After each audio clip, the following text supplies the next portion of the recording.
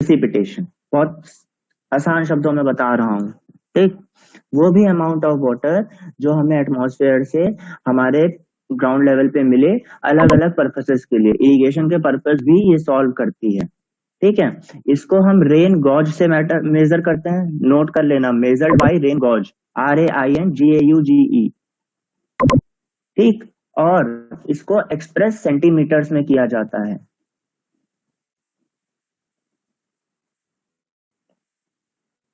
ठीक है। इतने में किसी कोई दिक्कत? अब आगे आते हैं, रेनफॉल तो क्लियर ना सबको?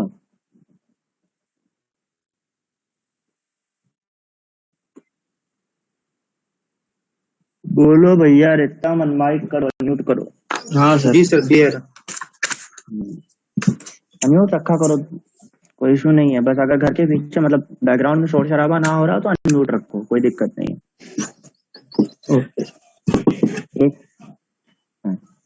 तो ठीक, फिर बात आती है रन ऑफ क्या होता है। देखो, रेनफॉल हुआ वो बारिश जो हमें आसमान से, बादलों से मिली। रन ऑफ वो हुआ जो पानी, देखो अब पानी आया, ठीक, धरती पर गिरा, कुछ पानी ऐसा होगा जो सोख लेगी धरती, है, कुछ पानी होगा कहीं पे जमा हो जाएगा, और कुछ पानी ऐसा होगा जो बह के फिर नदियों नालों में जाकर मिल जाएगा, ठीक। समझ रहे हो ना बात को? समझ गए। हाँ, वो होता है आपका रन ऑफ, वो वाटर रेनफॉल का जो वापस जाकर स्ट्रीम्स और रिवर्स में मिल जाए सारे लॉसेस को झेलने के बाद, उसे हम कहते हैं रन ऑफ। इसका फॉर्मूला जो होता है रन ऑफ का, R is equal to P minus sum of all the losses. Note कर लो, फॉर्मूला पूछा जाता है रन ऑफ का, R is equal to P minus sigma losses, जिसमें R आपका रन ऑफ है, P है आपका टोटल रेनफॉल यानी प्रेसिपिटेशन। P इसलिए है क्योंकि प्रेसिपिटेशन बोलते हैं रेनफॉल को, याद रखना। P क्यों दिया है, कंफ्यूज मत होना कोई भी। P हो गया आपका टोटल रेनफॉल, और जो सिग्मा लॉसेस है वो सारे लॉस, इवेपोरेशन हो गया, इवेपोट्रांसपिरेशन हो गया, इनफिल्ट्रेशन हो गया, ठीक, ये सब। इनफिल्ट्रेशन क्या होता है बताया ना सबको? Yes sir. इनफिल्ट्रेशन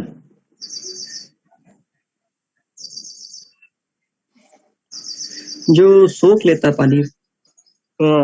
बिल्कुल, पेड़ पौधे जो पानी सोख लें या कुछ भी ऐसा, ठीक है। उसके बाद बात आती है अगला टॉपिक, कैचमेंट एरिया, ठीक। कैचमेंट एरिया, एक मिनट रुको, मेरी हाइड्रोलॉजी की बुक का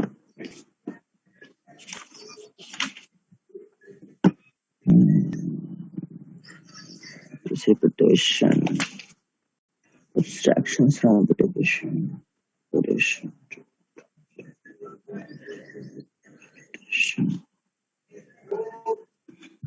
अमन, इसका भी PDF सेंड कर देना बना के। ओके ओके, मैं भेज दूंगा तुम लोग को, मैं फॉरवर्ड कर देंगे। लो, या तो रुको, फॉरवर्ड कर ही दे रहा हूँ, पढ़ने में आसानी हो जाएगी ना। बुक कर दो। यस सर, बुक भेज देंगे तो आसानी हो जाएगी।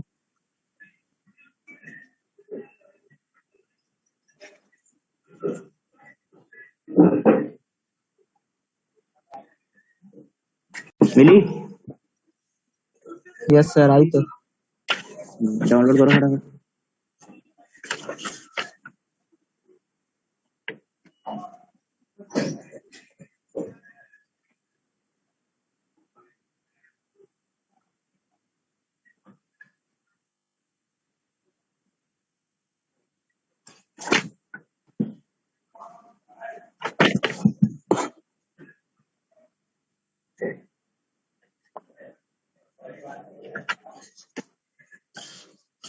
ठीक है, हो गया सबका डाउनलोड, खुल गया चैप्टर 2।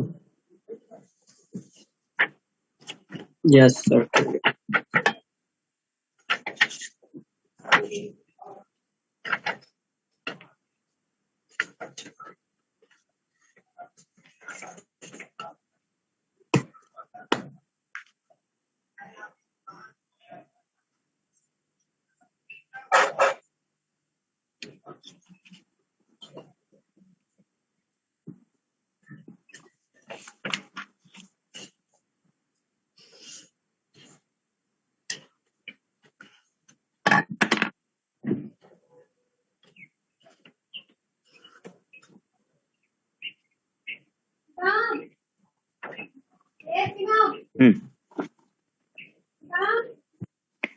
अगला टॉपिक आता है कैचमेंट एरिया।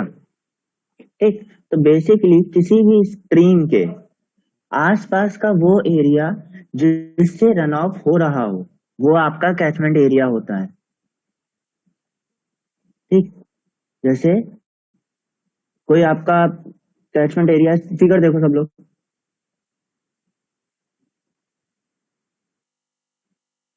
ठीक, फिगर देख रहे हो पीछे? पीडीएफ खोला है ना सबने?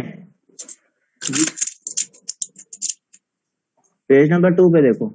बेसिकली क्या है, सपोज करो कोई स्ट्रीम है ए सी। ठीक, तो ए सी का जो होगा कैचमेंट एरिया वो होगा ए बी सी डी। ठीक, उसका catchment area A B C D होगा क्योंकि उसके आसपास का जो एरिया है सराउंडिंग का उस स्ट्रीम में जो रन ऑफ फ्लो करा रहा है वो है ए बी सी डी। पर अगर वही कैचमेंट एरिया हम ले लें G E B C D F G, ठीक, हमने कैचमेंट एरिया बढ़ा दिया, तब ये बताओ अगर कैचमेंट एरिया बढ़ा देंगे तो ये रन ऑफ बढ़ेगा कि घटेगा? सर बढ़ना चाहिए। बढ़ेगा। बिल्कुल बढ़ेगा, बिल्कुल बढ़ेगा। जब देखो क्या होता है कि आपका एरिया बढ़ता है तो आपका रन ऑफ बढ़ता है क्योंकि आप ज्यादा जगह से चीजें पानी आता है। ठीक है, तो डायरेक्टली प्रोपोर्शनल होता है आपका रन ऑफ उसके कैचमेंट एरिया से। ठीक, फिर दो फॉर्मूले होते हैं रन ऑफ मेजर करने के।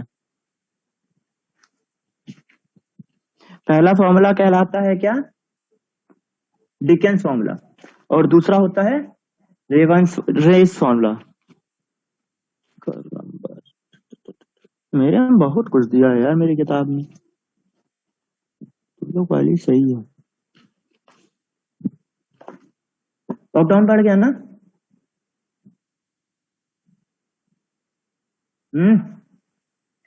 यस सर, मंडे तक हो गया। कानपुर आना था। बढ़ गया लॉकडाउन? हाँ, मंडे हाँ, तक हो गया। मंडे तक। अरे तो ये बोलो ना पूरे हफ्ते का आप लग गया। हफ्ता नहीं, वही सोचो ना। वो महीना जा। वो जाएगा हाँ, बेटा, वही बोलो बढ़ेगा, कि वैसे ही बढ़ तो बढ़ता जाएगा। पिछली बार 15-15 दिन करके लगा था तो 6 महीने रहा। इस बार हफ्ता हफ्ता करके लगेगा तो 1 महीने रहेगा। हफ्ता हफ्ता कहाँ लग रहा है? आपकी तो 2-2 दिन लग रहा है। हाँ सर, तो 1 ही महीने रहेगा। अरे आपकी खोल देंगे जल्दी, कोई फर्क नहीं है। जानते हैं, मरने दो, कोई दिक्कत नहीं। नहीं सर, केसेस कम हो रहा है ना सर। केसेस इसलिए कम हो रहे हैं बेटा क्योंकि टेस्टिंग कम हो रही है। हाँ सर, हाँ, टेस्टिंग बात कम हो रही है, दिखा ही रहे हैं ना। वही चीज बोलेंगे वो आप जल्दी समझो। अब आप सही बोले सर।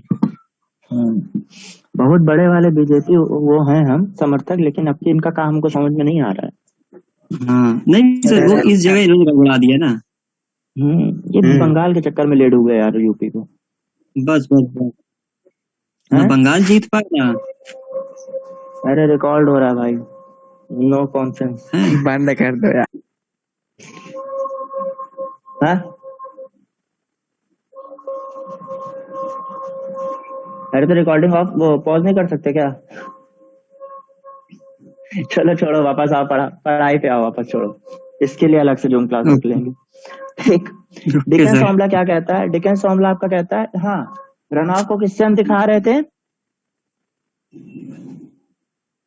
रन ऑफ को किससे रिप्रेजेंट करते थे? अभी फॉर्मूला बताया था, एक R is equal to R P से। माइनस हाँ, R से। तो ठीक, अब डिकेंस फॉर्मूला में इन्होंने क्या दिखाया? इन्होंने कहा Q max is equal to K1 into A की पावर 3/4। ठीक, तो Q max यहाँ पे क्या हुआ? Q max हुआ यहाँ पे पीक फ्लड की, जो रन ऑफ की वजह से सबसे ज्यादा अमाउंट ऑफ फ्लड, जैसे कई बार क्या होता है बारिश ज्यादा हो जाती है तो नदियों का पानी बढ़ जाता है। हाँ, तो उसका रीजन क्या होता है? कई बार बाढ़ आ जाती है, तो वो बेसिकली पीक फ्लड क्या होता है, उसमें बारिश का पानी जो डायरेक्ट नदियों में बढ़ रहा है, उसके अलावा रीजन ये भी होते हैं ना कि इधर उधर का पानी बह के आने लगता है नदियों में। अब बादल फटते हैं, ठीक, जैसे अब उत्तराखंड में फिर से बादल फटे, ठीक, बादल फटे वहां पहाड़ियों पे, लेकिन गंगा क्यों उफान पे आ जाती है? क्योंकि अल्टीमेटली वो रन ऑफ बढ़ जाता है और वो फ्लड की कंडीशन ले जाता है। ठीक, तो डिकेंस फॉर्मूला ने क्या कहा कि जो आपका क्यूमैक्स है यानी पीक फ्लड है, वो आपका K1 इंटू A की पावर 3/4 होगा। A जहां यहाँ पे होगा कैचमेंट एरिया आपका।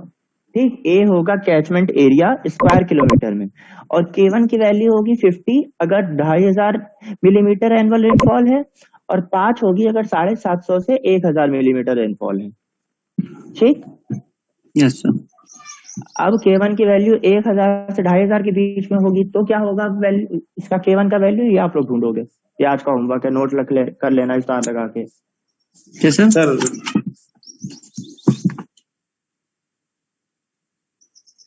अगर जैसे यहाँ पे दिया हुआ है ना कि K1 की वैल्यू 50 अगर रेनफॉल हुआ 2500 मिलीमीटर, और 5 अगर रेनफॉल हुआ 750 to 1000 मिलीमीटर, तो अगर रेनफॉल आपका सपोज करिए 1500 मिलीमीटर हुआ है, तो आप K1 की कितनी वैल्यू लोगे, ये आप सर्च करोगे जी। और सर्च करके यहाँ ना भूलना नहीं कोई, वरना कल क्लास में नहीं रखूंगा। ओके। फिर बात आई रेस फॉर्मूला की। रेस में क्या फॉर्मूला दिया कि हमारा जो पीक फ्लड होता है वो K2 इंटू ए की पावर 2/3 होगा। अब ए यहाँ पे क्या रहा, ए यहाँ पे भी रहा कैचमेंट एरिया, पर K2 की इन्होंने 3 वैल्यू दी। ठीक, कि अगर हिल एरिया है तो 20 ले लेंगे, अगर 80 से 160 किलोमीटर तक है सी से तो हम 15 ले लेंगे, और अगर 80 से ज्यादा हुआ तो 80 के अंदर हुआ तो 12 ले लेंगे। ठीक, बात समझ में आई? बेसिक फॉर्मूला ही है यार, इसमें समझ में आया? हाँ सर, हाँ। ना आए तो बेटा तुरंत टोक देना प्लीज। अब बात आती है factors affecting rainfall, important topic है। ठीक है, Ankit Varma entered waiting room.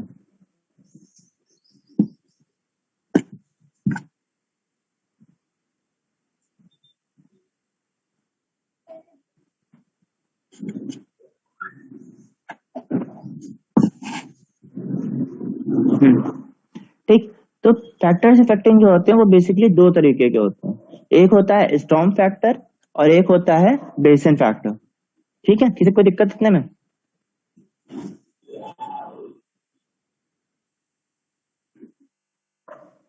किसी को कोई समस्या नो सर, नो सर। वो तो बोलो। 3 टॉपिक पढ़ाए, यहाँ तक सबको क्लियर है? Yes sir. ठीक, तो सबसे पहला होता है ये ऐसा करना, बुक तो है ही, अब किसी के पास कर दिक्कत नहीं है, वरना एक छोटा सा ऐसा किया करो, जब पढ़ाया करूं तो हल्के हल्के नोट्स बनाते रहा करो, लिखते हो तो चीजें जल्दी याद होती हैं पढ़ने के मुकाबले। ठीक है, ऐसा ही एक टेबल बना लो, बोलता जा रहा हूं, बनाते जाओ। ठीक, सबसे पहले आया स्टॉर्म फैक्टर। स्टॉर्म फैक्टर के अंदर होंगे हमारे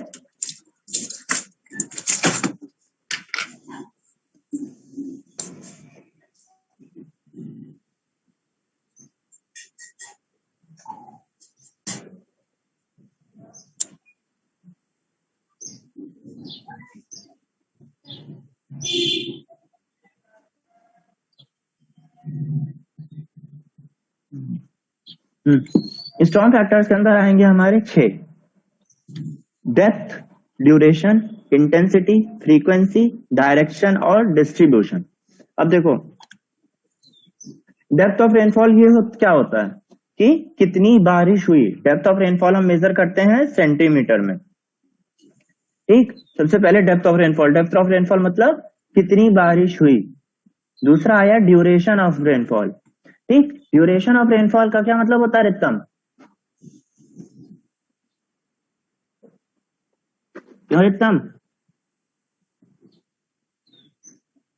yes sir. Ritam Kesari, duration of rainfall का क्या मतलब होता है? सर कि किसी एक किस समय हमारा रेनफॉल हो रहा है, मतलब कौन किस सा वो, समय, मतलब किस समय जैसा नहीं, कितनी देर, कितनी देर। हाँ। ड्यूरेशन का मतलब होता है कितनी देर, मतलब वर्षा की अवधि, मतलब वर्षा होने का हाँ समय कितना है। हाँ हाँ, वही समय हम समय, मतलब बोल नहीं पाए। काल, काल, हाँ। तो ड्यूरेशन ऑफ रेनफॉल। फिर आया intensity of rainfall. Intensity of rainfall क्या हुआ कि कितनी, ये बताएंगे आकाश कुमार, बताइए इंटेंसिटी क्या होता है? सर हिंदी में बोलिए, इंटेंसिटी को क्या कहते हैं? यार वो तो हमको भी नहीं पता, छोड़ो, तो कोई और बताएगा। सर वर्षा की मात्रा, ठीक ठीक ठीक सर, वर्षा मिल गया है। गुरुवार तुम मात्रा बताओ, सर, आज बहुत चुप मतलब बैठे हो। कि मात्रा नहीं होगा बेटा, इंटेंसिटी का मतलब होता है कितनी तेज हुई बारिश। कहते नहीं कई बार बूंदा बांदी हाँ सर होती वही है, एक कई बार तरह, बिल्कुल सर वो तो फिर वो मात्रा ही एक तरह से बोलेंगे सर कि कितनी मात्रा मात्रा हुई, डेप्थ में मतलब आ कितनी जाएगा मिली, बाबा, मात्रा डेप्थ में आ कितनी जाएगा, वो सेंटीमीटर डेप्थ में आ जाएगा, बताता रहा हूँ, मात्रा डेप्थ में आ जाता है ये, कंफ्यूज मत। एक सेकंड गाइस, कॉल पर है ना।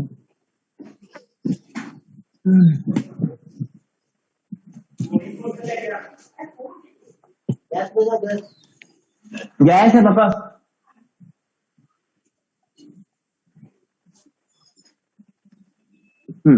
तो कहाँ थे हम लोग?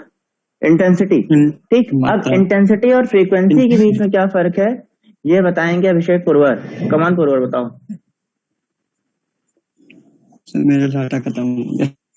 सर इंटेंसिटी होता है जो अमाउंट ऑफ रेनफॉल की बात हो रही है, और जब फ्रीक्वेंसी अमाउंट नहीं की बात नहीं हो रही, अभी मैंने बताया अमाउंट की बात होती है डेप्थ में। सर बुक पे तो यही है इंटेंसिटी, मतलब वर्षा की मात्रा, इंटेंसिटी ऑफ द रेनफॉल। कौन से बुक में? कौन सी बुक में दिया है भैया? ये कॉलेज वाली है कोई, वी अग्रवाल संजय गुप्ता की जो है। तो डेप्थ में क्या दी हुई है? सर डेप्थ में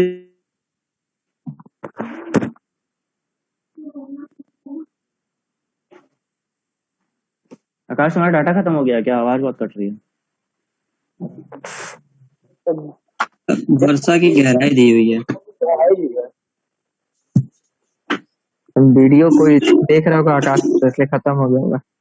दम कायदे से ट्रांसलेट कर देते हैं, डेप्थ ऑफ रेनफॉल मतलब गहराई, तो गया यार।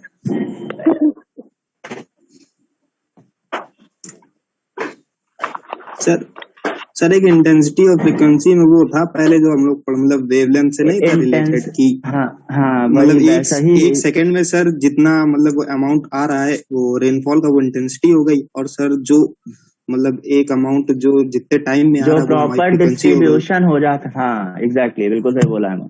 ठीक है, इंटेंसिटी वो हुआ कि अगर आप उस लेंथ से वेवलेंथ वाले से कन्वर्ट करो कि कितनी तेजी से, यानी एक सेकंड में कितनी बारिश पड़ रही है धरती पर, वो उसकी इंटेंसिटी होती है। और उसका प्रोबेबिलिटी डिस्ट्रीब्यूशन क्या है कि वो कितने सरफेस एरिया पे डिस्ट्रीब्यूट होके पड़ रही है, ठीक, उसी ड्यूरेशन में, वो उसकी फ्रीक्वेंसी होती है। ठीक है, फिर बात आता है direction of storm. Direction of storm का क्या मतलब होता है? आकाश और कौन वो अंकित वर्मा, डायरेक्शन का क्या मतलब होता है?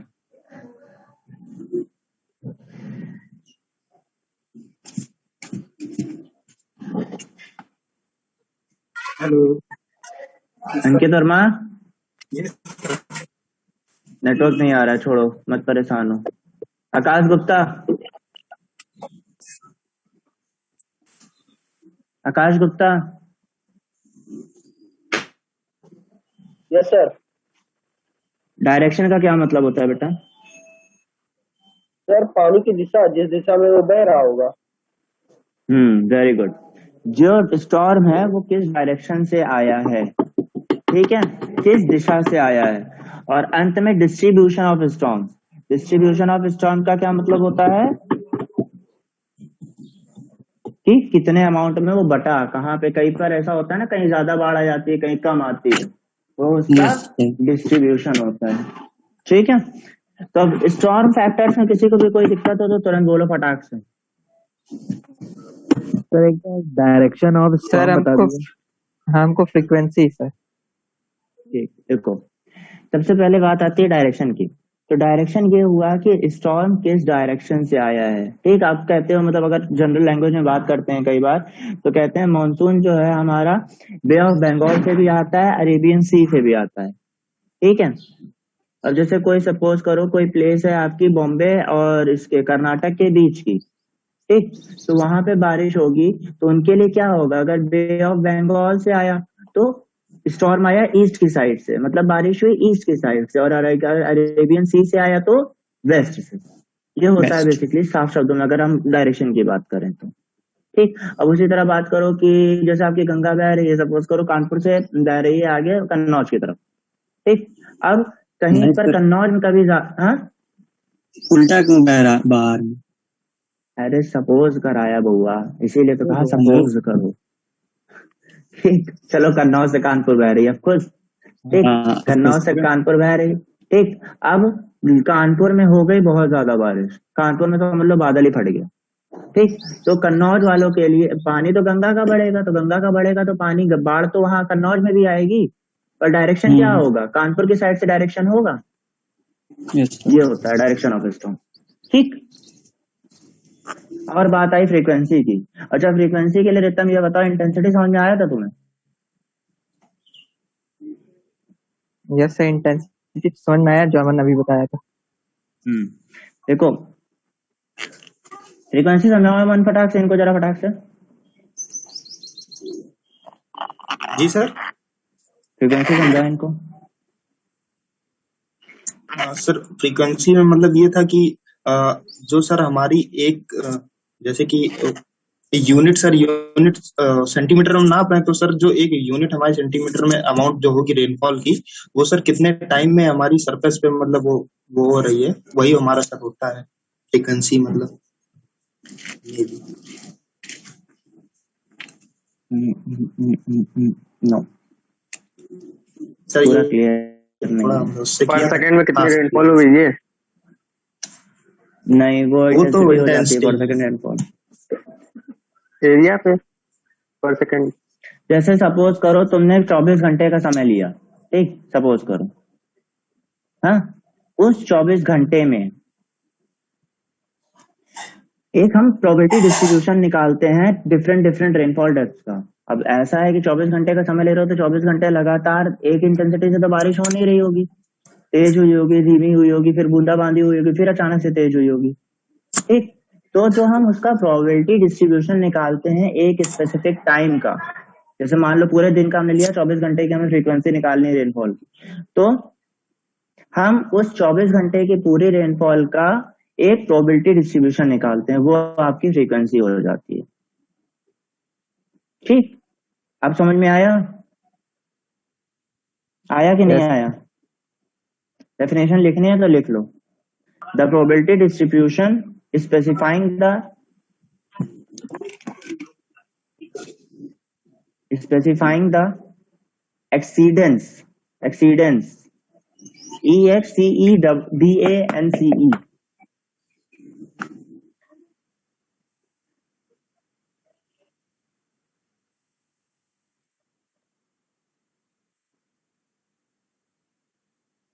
एक्सीडेंस sir, probability of different rainfall depths for a given duration।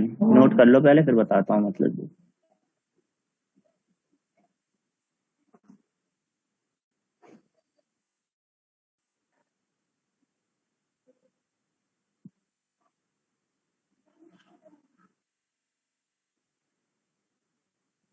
मतलब exceedance probability of different rainfall depth for a given duration. ठीक, एक्सीडेंस प्रोबेबिलिटी क्या होता है, यहाँ पे हम जब फ्रीक्वेंसी की बात करते हैं तो हम बात करते हैं मैक्सिमम की। ठीक, तो एक सपोज किया, ठीक, एक सपोज किया कोई मैक्सिमम वैल्यू है किसी जगह की, अगर वो प्रोबेबिलिटी उससे ज्यादा एक्सीड होने लगी तो बात आती है प्रोबेबिलिटी डिस्ट्रीब्यूशन निकालते हैं। एक्सीडेंस का साफ शब्द में मतलब होता है एक्सीडिंग अ मैक्सिमम लिमिट। ठीक, किसी को डाउट अब किसी चीज में तो बताओ भैया, आगे बढ़ा जाए। नहीं सर, क्लियर। ठीक, अब आते हैं बेसिन फैक्टर्स पे। ठीक, तो बेसिन फैक्टर्स क्या होते हैं? बेसिन फैक्टर्स का पहला होता है एरिया ऑफ कैचमेंट। ठीक, कैचमेंट एरिया क्या है अभी बताया सबको। आकाश जरा बताओ, एक वो आकाश नहीं, सॉरी, आकाश गुप्ता तुम बताओ कैचमेंट एरिया क्या बताया मैंने?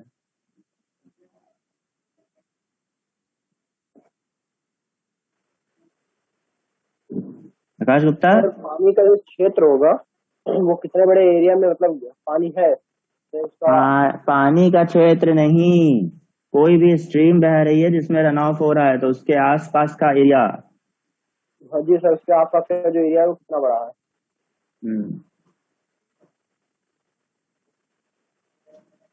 एक भूपेंद्र समझ में आ रहा है कि नहीं? यस सर, ना आ रहा हो तो बोलो। आ रहा है।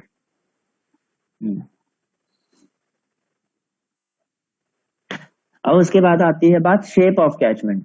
शेप ऑफ कैचमेंट क्या होगा? चलो बताओ क्या होगा।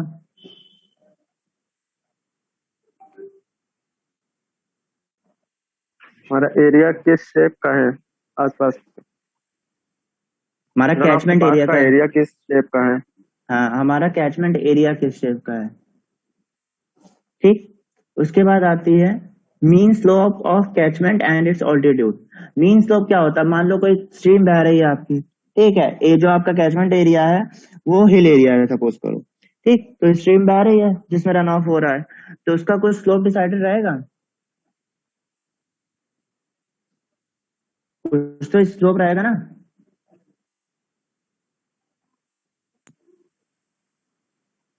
हेलो, जी सर रहेगा। Yes sir. हमें लगा डिसकंटिन्यू हो गई क्या। ठीक, तो कोई स्लोप रहेगा। अब अगर वो हिल एरिया है तो कुछ इसका ऑल्टीट्यूड भी रहेगा, मतलब कुछ स्पेसिफिक ऊंचाई भी रहेगी। सर आवाज कट रही है आपकी। हेलो, जी सर। हाँ सर अब क्लियर साफ आ है। गया। हाँ हाँ, कह रहा हूँ कि अगर मान लो कोई हिल एरिया है उसमें से स्ट्रीम बह रही है, ठीक, तो एक आपका स्लोप होगा, उसका कुछ ढलान हाँ होगी ना। सर स्लोप मतलब ढलान होती है, कुछ तो ढलान होगी, ढलान हाँ, तो होगी जी तो सर। सर ऊपर होगी। से नीचे की और ओर जाएगी अगर, ना। हाँ हाँ, तो ढलान तो होगी ना बे। हाँ वही बोल रहे स्लोप होगा सर। हाँ, और अब वो उतनी ऊंचाई पे है तो कुछ उसकी ऊंचाई भी होगी, कुछ ऑल्टीट्यूड भी होगा। हम्म, ठीक, तो ये भी एक इम्पोर्टेंट फैक्टर होता है जो रन ऑफ को डिपेंड करता है। कोई चीज की ढलान ज्यादा है, ऊंचाई ज्यादा है, तो उसमें से रन ऑफ ज्यादा होगा, और किसी चीज की ढलान कम है तो रन ऑफ क्या कितना होगा, ज्यादा होगा कम होगा। कम होगा। सर ज्यादा होगा। किसका ज्यादा होगा? स्लोप कम है तो रन ऑफ ज्यादा होगा। लोग कम रहेगा सर तो कम पानी बहेगा। जी जब बिल्कुल, ज्यादा रहेगा तो ज्यादा स्लोप कम रहे तो इस, पानी बहेगा। ठीक, हाँ बस यही कहना चाह रहा था। ठीक, अब सॉइल एंड सब सॉइल कंडीशन। सॉइल और सब सॉइल कंडीशन क्या है? जैसे सपोज करो बारिश हुई आपकी, ठीक, समवेयर की जहां पर सूखा पड़ा हुआ था, ठीक, अब वहां का जो रन ऑफ होगा वो उसके कंपैरिजन में जहां लगातार बारिश होती रहती है, भले ही दोनों का ऑल्टीट्यूड और स्लोप सेम है, ठीक, भले ही ऑल्टीट्यूड और स्लोप सेम है, लेकिन अगर जहां पे बारिश कम होती है और जहां पे बारिश ज्यादा होती है तो रन ऑफ जहां बारिश ज्यादा होती है वहां ज्यादा होगा, क्योंकि वहां की मिट्टी ऑलरेडी जितना पानी रिक्वायर्ड होता है उतना सोख चुकी होती है, तो पूरा पानी बहता रहेगा। ठीक, बात समझना चाह रहे हो कि कहना क्या चाह रहा हूँ? जी सर। जी सर। नहीं समझ पा रहे हो तो बोलो और शाम से तुम बताऊं। देखो, सर समझ में आ रहा है। सपोज करो एक भूपेंद्र का घर है, एक पुरवर का घर है, ठीक, भूपेंद्र के घर में रोज बारिश होती है, पुरवर के घर में हफ्ते में एक बार होती है, ठीक, दोनों की छतों से पाइप लगा है जो सीधे नीचे आता है, ठीक, यानी जो ऑल्टीट्यूड है और जो स्लोप है दोनों के घरों के पाइप का सेम है, पर दोनों की छत पे, अब देखो सॉइल की बात हो रही है तो दोनों की छतों पर मिट्टी पड़ी हुई है, ठीक, पूरी मिट्टी है, कंक्रीटिंग नहीं हुई है, तो जी आवाज क्लियर नहीं आ रही है आपकी। अरे यार नेटवर्क इशू होने लगा है लग रहा है। हेलो, अब आ रही है? हाँ सर अब आ रही जी है। सर। हाँ हाँ, तो अब भूपेंद्र हो जो भी हो यार, ठीक, तो अब देखो क्या हुआ, अब भूपेंद्र के घर में रोज बारिश हो रही है तो उनके छत पे जो मिट्टी थी उसको जितना पानी सोखना था वो सोख चुका है, ठीक, तो जितना बारिश होगा पूरा उतर के as it is runoff में नीचे आ जाएगा। पुरवर के यहाँ हफ्ते में एक दिन बारिश हो रही है तो मिट्टी जो है वो पानी सोखेगी, भले ही दोनों के यहाँ सेम अमाउंट ऑफ रेनफॉल हुआ, दोनों के यहाँ सेम स्लोप है, सेम ऑल्टीट्यूड है, पर रन ऑफ भूपेंद्र के घर में ज्यादा हुआ। क्यों? क्योंकि इसके यहाँ की मिट्टी ऑलरेडी पानी सोख चुकी है, तो ये हुई सॉइल कंडीशन। समझ में आया? Yes sir. अब समझ में आ गया ना? अभी भी किसी को दिक्कत हो तो बोलो फटाक से। आ गया। नहीं सर कोई दिक्कत नहीं। हाँ, फिर बात आती है वेजिटेटिव कवर। वेजिटेटिव कवर क्या है? अब जैसे यार ये तो बचपन से पढ़ते आए हैं कि इरोजन, अगर पेड़ पौधे लगाओगे तो इरोजन कम होगा। क्यों? ज्यादा पेड़ पौधे होंगे वो ज्यादा पानी खींच लेंगे उनके रूट्स के थ्रू, इसलिए आपका इसका रन ऑफ कम हो जाएगा। ठीक, ड्रेनेज कंडीशन, कहीं पे इतनी वेजिटेटिव का समझ में आया ना? यस सर आ गया। हाँ हाँ, फिर आता है excuse me drainage condition. Drainage condition क्या है कि कई जगहों पे देखते हैं कि बारिश होती है, रन ऑफ नहीं हो पाता है क्योंकि ड्रेनेज कंडीशन प्रॉपर नहीं होती है, फिर पानी क्या होता है, आने लगता है सड़कों पे। ठीक, मैटर समझ रहे हो? जी सर। Yes sir. फिर क्लाइमेट कंडीशन, क्लाइमेटिक कंडीशन वही चीज हो जाएगी फिर से कि जहां पर क्लाइमेट ज्यादा रहता है वहां पे इवेपोरेशन ज्यादा होगा, इवेपोरेशन ज्यादा होगा तो रन ऑफ कम हो जाएगा। और land use pattern, last point, land use pattern से इसलिए लिंक कर सकते हो कि कैसे हम लैंड यूज कर रहे हैं। पूरा पूरा बंजर बढ़ा दोगे ठीक तो रन ऑफ बढ़ जाएगा, खेती किसानी करते रहोगे तो पानी पेड़ पौधे सोख लेंगे। ये आपका लैंड यूज पैटर्न है कि आपके पास जो अवेलेबल लैंड है आप उसका यूसेज कैसे कर रहे हो। समझ में आई बातें? जी सर। Yes sir. फैक्टर्स तक क्लियर है सबको?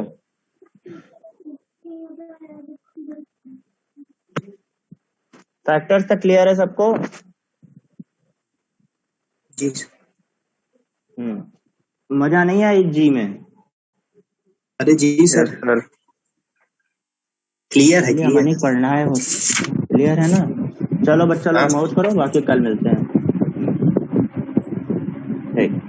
Bye bye.